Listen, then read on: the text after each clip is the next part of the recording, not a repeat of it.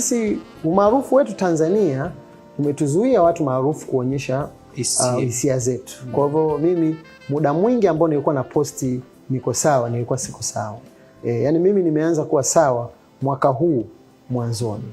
Yani ndo nimeanza kuwa sawa. Nimeanza sasa kufeel comedy, nimeanza kufeel kwenye mitandao, kufeel kwamba mimi ni famous, kufeel kuthink kwamba bwana mimi ni mtu fulani, kufikiri anatakuwa niingie hivi, lakini brother mimi nilikuwa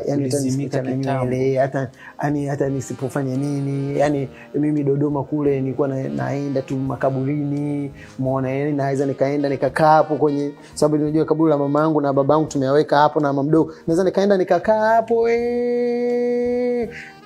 yani ikawa tena sio sema unayoogopa. Yani zamani nilikuwa naogopa sema makaburini. Sasa mimi napita tu hapo hata saa 12, hata on my birthday nilienda makaburini saa 1.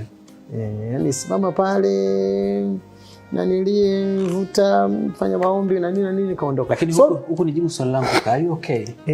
Niko okay. You okay? Yeah, yani currently mwaka huu very okay. Lakini kwa hiyo mwaka kuanzia mwaka unaweza kusema kabisa mtu asio na wasiwasi kukuhusu. Yani kabisa.